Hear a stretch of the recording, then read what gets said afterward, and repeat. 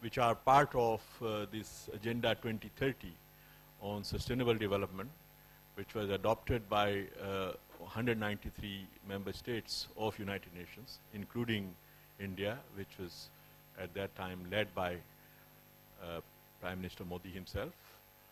And this agenda, as you know, is basically a transformative agenda to get this world rid of poverty and hunger and provide for a life of dignity to all people.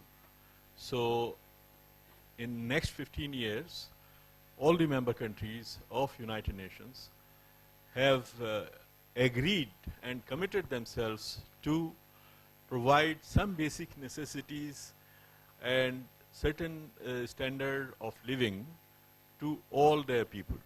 So this is a successor to Millennium Development Goals, which were guiding the development policy of the countries in the past 15 years. But as you know, the Millennium Development Goals attempted to reduce poverty but not eliminate poverty. They attempted to reduce hunger but not eliminate hunger. So even in spite of implementing and achieving Millennium Development Goals, at least a number of the targets of Millennium Development Goals, you have a situation that there are 1 billion people living in extreme poverty in Asia and the Pacific, of which 500 million are in this region in South Asia, and quite a large part in India. So Millennium Development Goals did half the job, and the Sustainable Development Goals that way take this agenda forward and seek to eliminate poverty, eliminate hunger, and provide certain basic amenities and a life of dignity to all people. And energy is enshrined in Goal 7 of the 17 goals of Sustainable Development Agenda. And we now recognize, and this was not so obvious when the Millennium Development Goals were being conceived or drafted, that energy, access to energy and affordable and sustainable energy, is as critical as any other,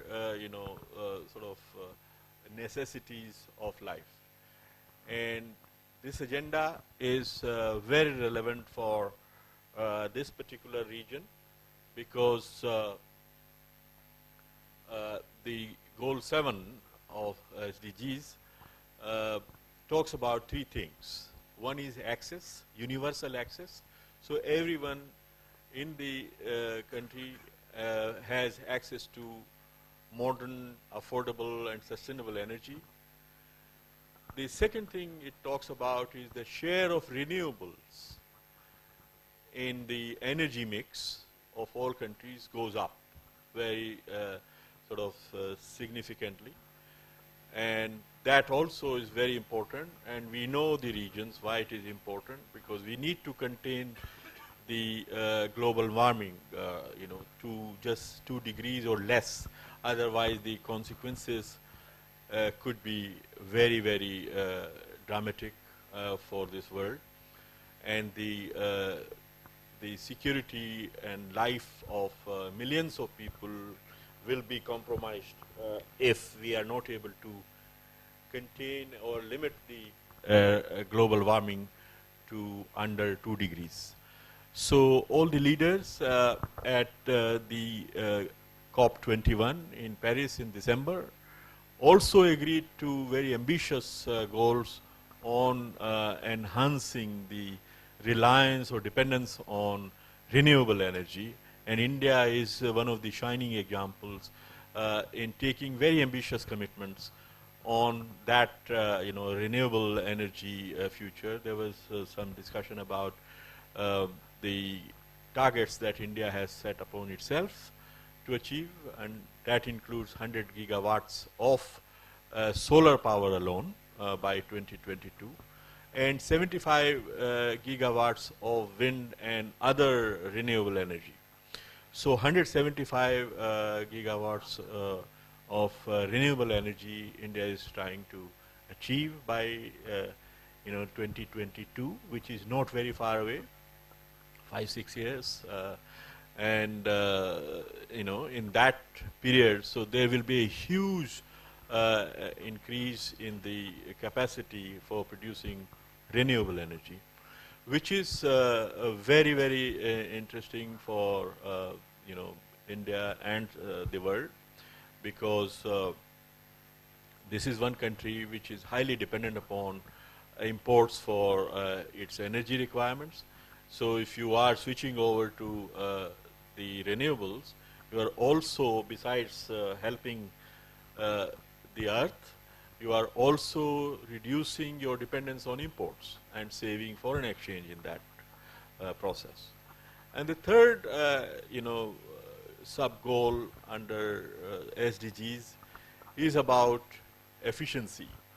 The energy efficiency needs to double and by 2030, which is also a very important goal for countries like India, because you can save energy through efficiency enhancements, and in that process again save imports.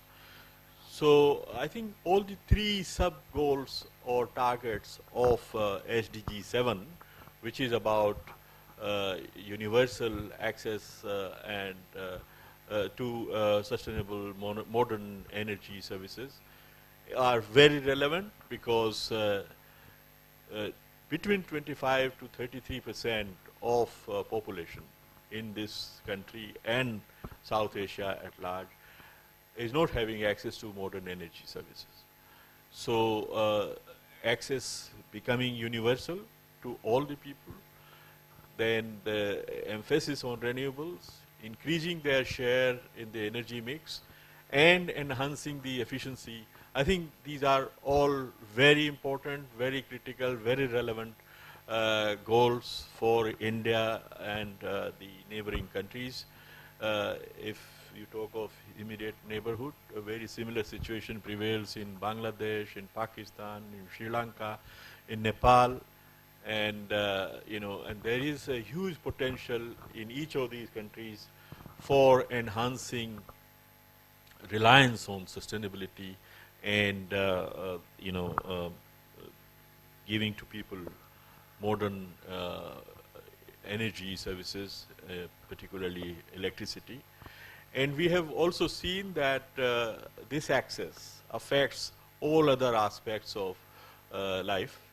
For instance, there was a huge, very sharp or very clear correlation found between access to modern energy or electricity and the educational outcomes, for instance. So in villages, households having access to electricity, their children can study in the night and also do better in the school.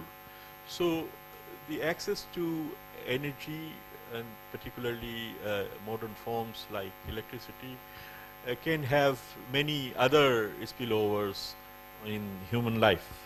So I think this session is very timely and relevant for this conference, and because these goals have just been adopted in last General Assembly Summit in September 2015, and all different countries have taken what is called as the nationally determined, intended nationally determined commitments, INDCs, at the COP21. And as I said earlier, India was one of the countries which took upon itself very ambitious commitments, including 175 gigawatts of renewable energy. And so I think it's very timely to think about how to foster these important commitments that the governments have taken.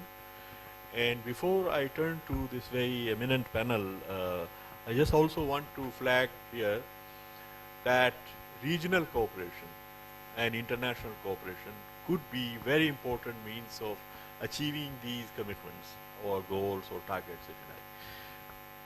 For instance, in renewable energy, in hydroelectric power, India and Bhutan have cooperated for last so many years, and they have developed a pioneering example that India helps the country to harness its hydroelectric potential, and then the neighboring country, Bhutan, meets its requirements of energy through renewable or hydropower sources, and the excess is exported back to India. And so not only that Bhutan is moving on to a more sustainable energy development path, but it is also helping the neighborhood to have access to cleaner power. But many such possibilities exist in this region. For instance, Nepal is sitting on a huge, in fact, one of the largest potentials of hydropower in per capita terms, and it is beginning to harness that potential, and that would also create very important opportunities for not only meeting Nepal's own requirements of energy, but surplus being exported to neighboring countries. And then in the area of cleaner fuels, cleaner hydrocarbons, the gas offers a very important possibility, and then so lining up of gas pipelines to foster regional cooperation, say between Myanmar, Bangladesh and India, or between Iran, Pakistan and India. Then there is a TAPI proposal, Turkmenistan, Afghanistan, Pakistan and in India.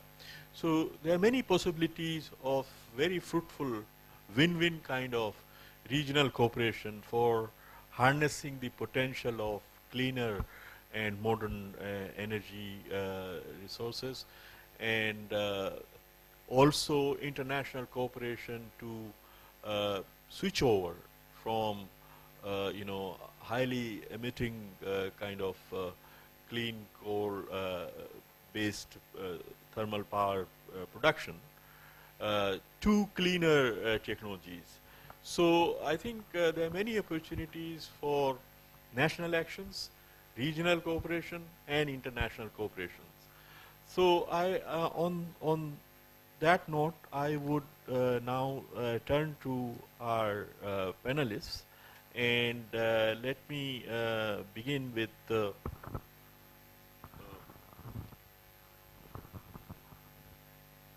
Mr. Pradeep Chaturvedi, who is Vice President of World Environment Foundation, and I look forward to hearing your thoughts, Mr. Chaturvedi.